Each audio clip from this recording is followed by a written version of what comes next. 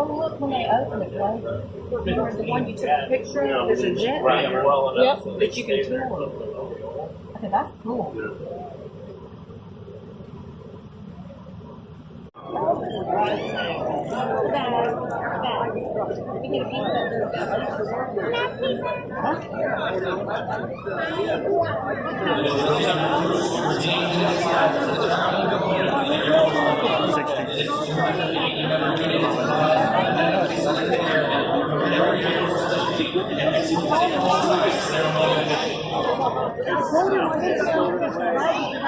I call myself an amateur.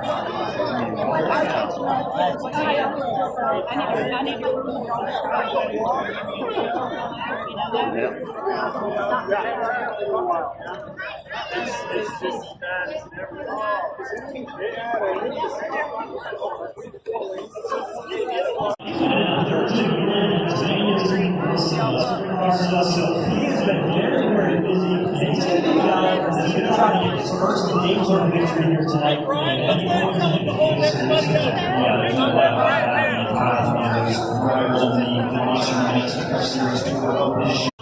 Phoenix, Arizona, J.J.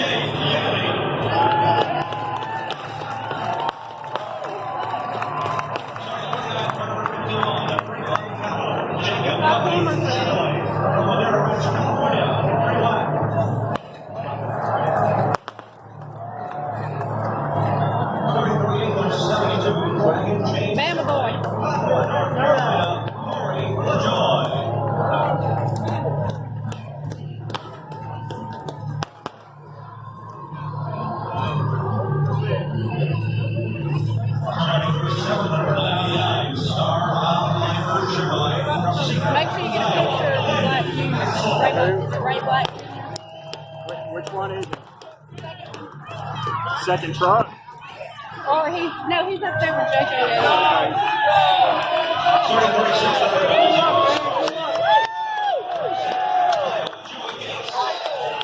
Get him, he was on the other side.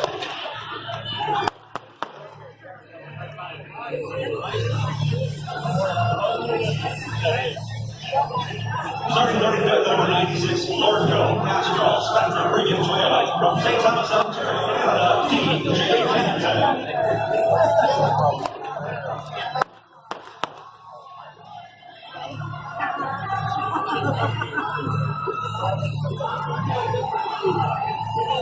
You'll 734th, the number 7, 9 Mile Foundation Chevrolet, of Mooresville, North Carolina, Jeffrey Turner.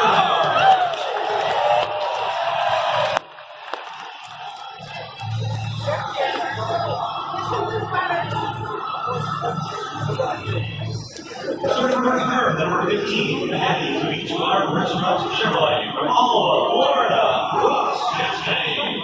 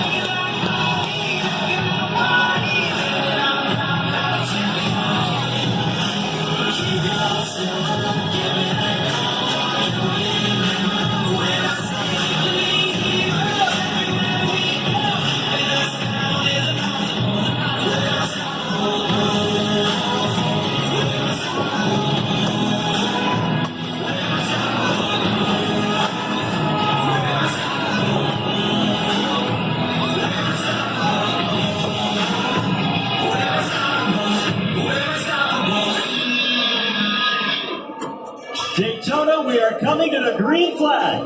Get up on your feet, wave your hats as we get set to go to the quick. Get started, we'll head in. Let's celebrate freedom. Let's celebrate.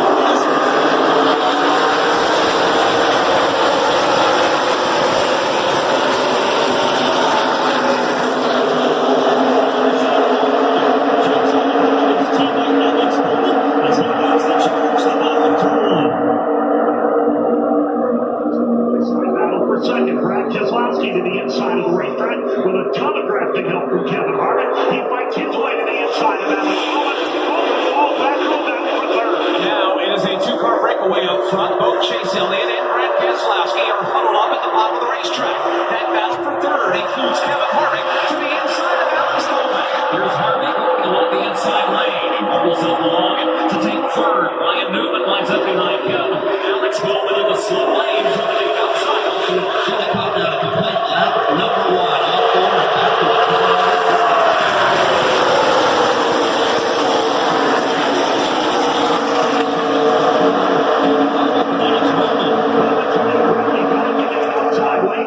Johnson now gives him drafting help. And here up front, Stenhouse will get drafting help and go to the lead. He gets a shove from Michael McDowell to the high side. Here's Chase Elliott trying to rally back. Ricky Stenhouse Jr. is there. Third run coming off turn number 3 in the 4. He's still there.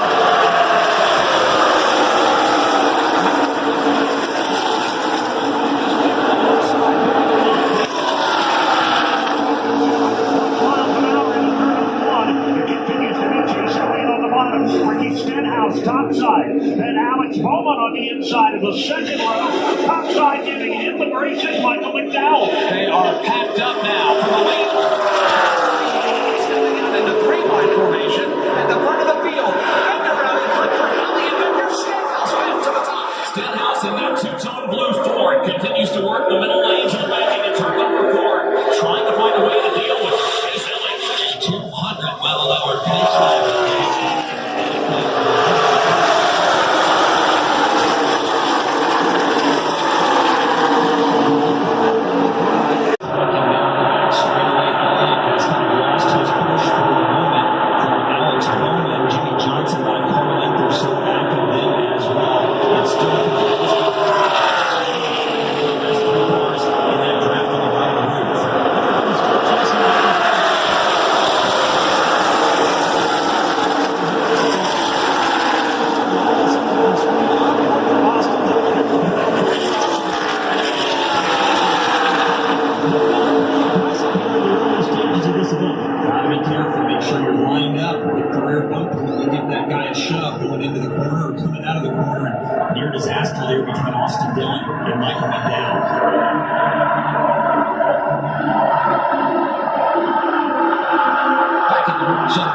Daytona International Speedway.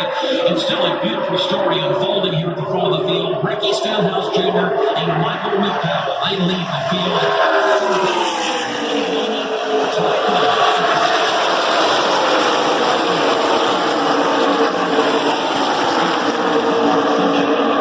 Outside the front 10, when you think about Ricky Stenhouse Jr. 1 year ago, he led 17 laps with the victory lane. He also won a restrictor plate in Talladega. Stenhouse at the front of the field, no surprise. 22 laps from the end of stage 1. Right now, Ricky Stenhouse leads the way. Let's pause 10 seconds for station identification on the Motor Racing Network.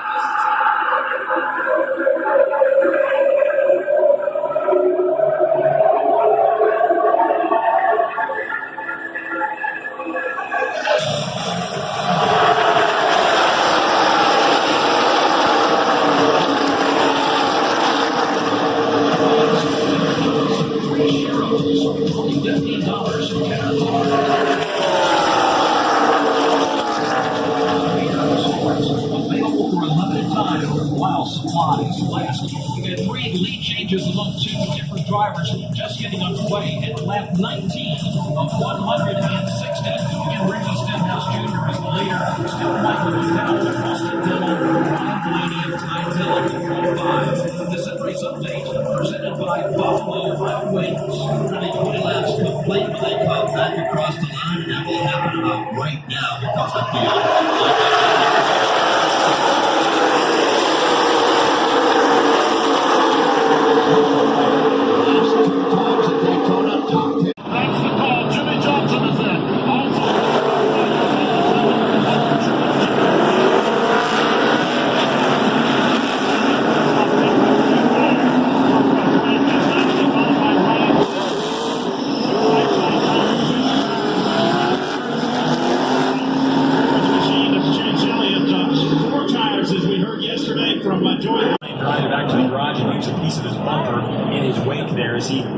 FedEx Cares Toyota back behind the wall. Chase Elliott in the pits. Daniel Suarez has come to a stop. And here's a replay on the ISN vision screens. You can see Stenhouse pushing Brad Keselowski, and they just got together and sent Keselowski across the nose of Chase Elliott, and from then it was on. Multiple cars involved in this big crash in turn 3.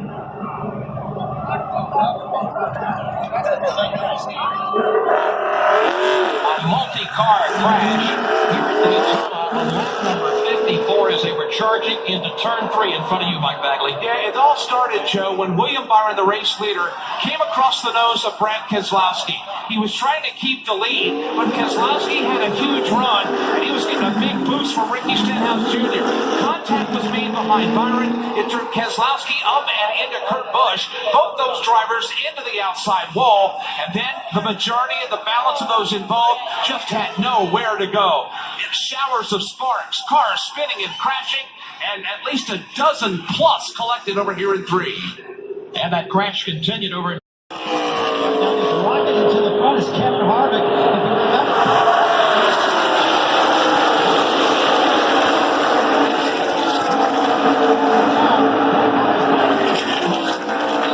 He's in great shape now, guys. Harvick moving up. Also Michael McDowell, who's in the top 5 earlier. Remember, he came in early to make a pit stop. Suddenly McDowell back in the mix. He's running in 6th as the lead draft hits for turn 3. Michael McDowell back in the mix. He is trying to find his way through and get back to the point. He's got a lot of heavy lifting to do, as it still continues to be William Byron under fire for the lead. Here comes Kyle Busch, tries to race his way up the outside. There's contact. Kyle Busch and Ricky Stenhouse Jr. made contact coming from turn number 4. Trevor Bayne now files in.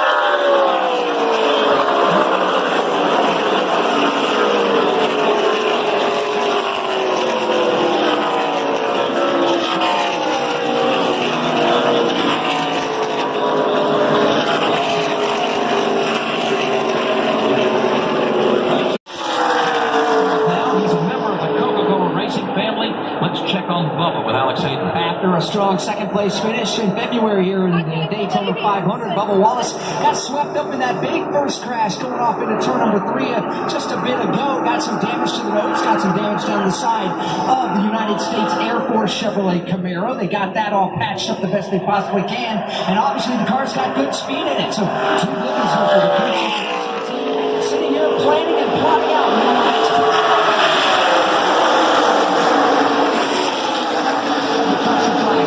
However, being aggressive to see what the race car's got in it in the draft, and he's finding his way, as you pointed out, up inside the top 5. He's running in the 7th spot right now. This is a shout out to the grillers and potluck pros. Whether you bake it, smoke it, stack it, or melt it, there's nothing more important than how you cook up your driver's spirit while serving it with an ice cold Coca-Cola, Coke Zero Sugar, or Coke Life. You may not all agree on the best race day foods, but when you serve your meals with a Coke, you know you've got yourself a winner. 51 laps to go, and the battle for the lead is in turn number 4. Jimmy Johnson comes strong off the top of the corner to put a fender in front.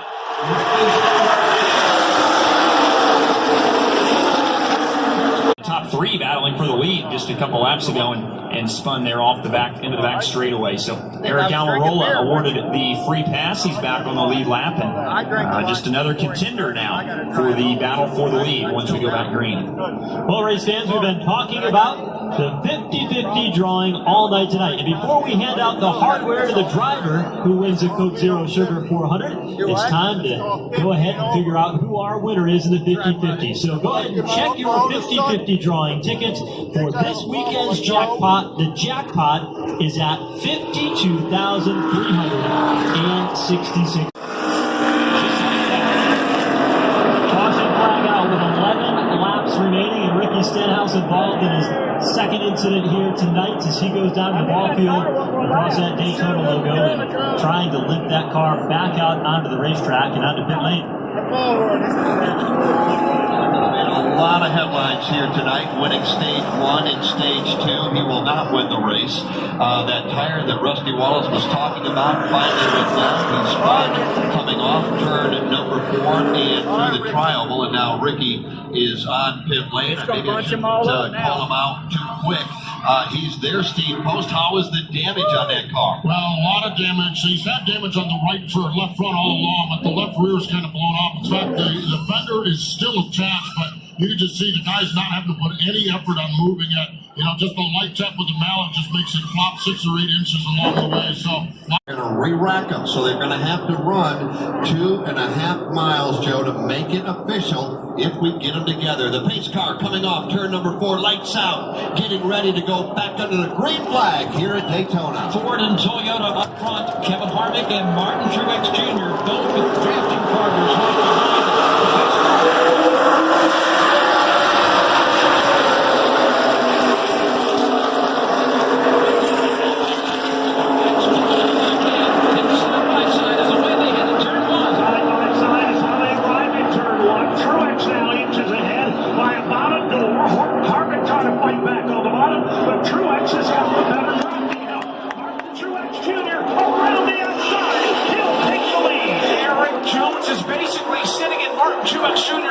Shoves him to the lead, and Truex leaves it high and dry. Truex will dive to the bottom of the racetrack.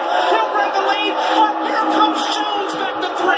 Casey Keene goes to 3rd, and then Chris Buescher to 4th, and Kevin Harvick left all alone at the bottom side of the racetrack falls back to 5th. 1 to go, sponsored by Wrangler Jeans.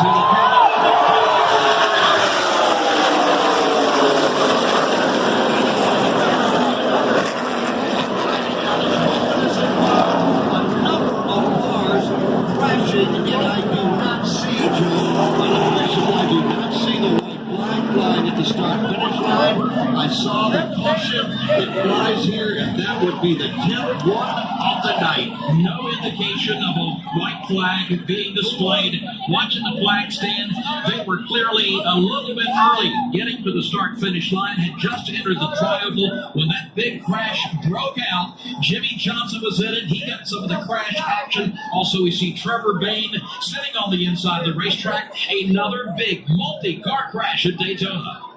Jimmy Johnson, what about that? We just talked about he's got one more shot. He's been in almost every incident tonight. Well, it's completely done now. The whole front end of the 48 car is ripped off that car. He is done. Trevor Bayne is out of his car. He's walking. His car is destroyed. What a big wreck coming off turn 4. It all started with Clint Boyer spinning around. Everybody started wrecking around him. We knew it was going to happen. More cars headed to the garage. We're going to head to the care center. And Kim, we're going to hear from a driver that can be awful proud of what he accomplished here tonight at Daytona. Talked about him outside of the top 10, coming to the green flag. He is now 5th winless in his career. You've got DJ Kennington and Jeffrey Earnhardt running 9th and 10th. We talked about the big story coming in. If you can survive, if you can be there at the end, you can find yourself an opportunity to win at Daytona, and we have a number of drivers that have put themselves in that position. Still time to see if maybe we get a first-time winner here tonight at Daytona, but right now it's one of the big 3 who's out front. That's Martin Truex Jr. Bubba started it. I'm listening to the radio or TV now, so I'm watching this. Pretty wild chain of events as they were coming to what could have been the white flag. We'll still have another 2 laps to go and a second attempt at an overtime finish. And carry on the legacy of his grandfather here at Daytona. RCR has both of his cars running inside the top 10. Austin Dillon 7th, Ryan Newman 9th. You've got Furniture Row out front, big team. Right next to them, Joe Gibbs Racing, big team, and apparently they have waved off the restart. We will go one more lap before we put him under the green flag. So let's continue this, Joe. Furniture Row, big team, alliance with Joe Gibbs Racing. They've got Erik Jones up there 2nd. WB for some of the smaller teams.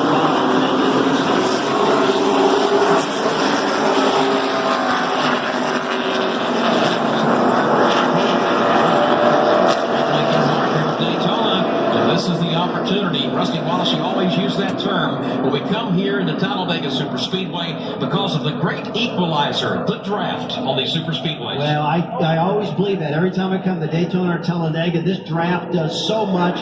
It'll take a bad car and turn it into a good car.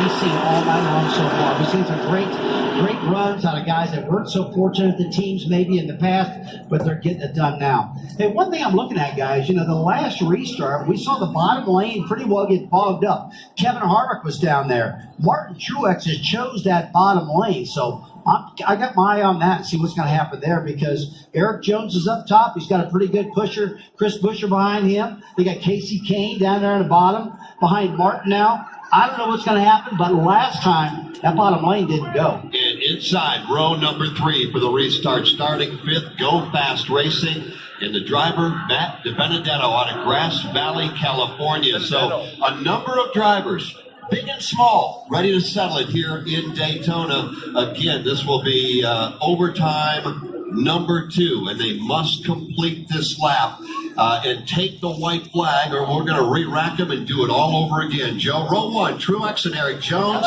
Row 2, Casey Kane and Chris Buescher. Row 3, Matt DiBenedetto and A.J. Allmendinger. Row 4, Austin Dillon and Ty Dillon. Row number 5, DJ Kennington and Jeffrey Earnhardt. Pace car takes him into turn number 4, and you can imagine what's going on in the minds of these drivers right now. Communicating with their spotters or crew chiefs, what do you think I should do? Trying to think, okay, what's the best move? I've been in situations like this before. What did I do wrong then? What should I do differently now? It's almost time to put those plans into action.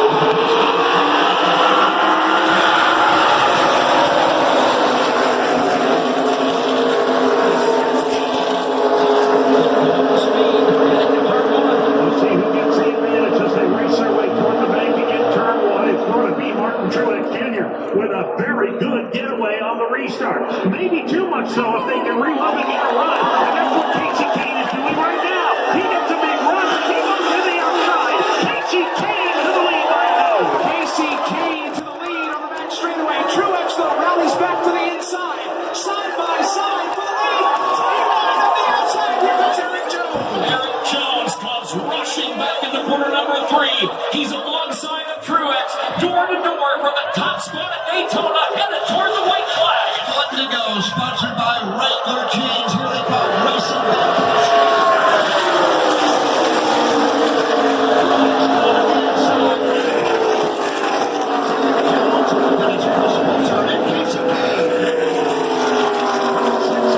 Striking distance. It's Truex and Jones, nose to nose. Then Kane and Buescher, side by side behind him. Dead even off turn 2 for the final time. Very tight formation for the lead of the win at Daytona. Erik Jones, with help from Chris Buescher, will go to the lead. Here's Truex side by side with Chris Buescher now as they race to 3. Erik Jones opens up by a couple of car lengths. Here comes Martin Truex Jr. Changes lanes. Jones throws the block, headed off turn 4. Off turn number 4. Here they come down the line. This is going to be a finish. What are we talking about?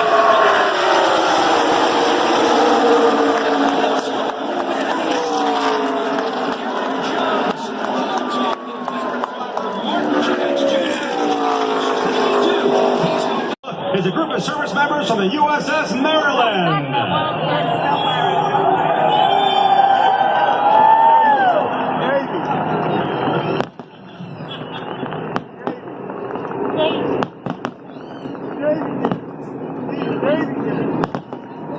Ladies and gentlemen, a first-time Monster Energy NASCAR Cup Series winner. He won the Cup Series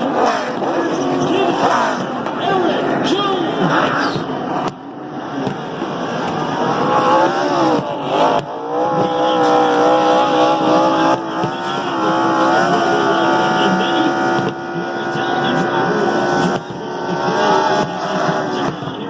Finish line of the Tri-Oval at the World Center of Racing.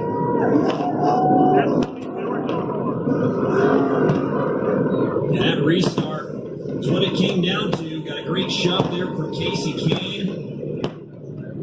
He was able to hold off Truex there. Thought maybe he was out a little too far ahead going into 3, but it worked out perfectly for that young man from Byron, Michigan, and he just scored a huge win at the World Center of Racing. At the end of the day, led all one lap to get the win in tonight's race, but he led the most important one. We'll hear from Erik Jones momentarily as he has climbed from the 20 car.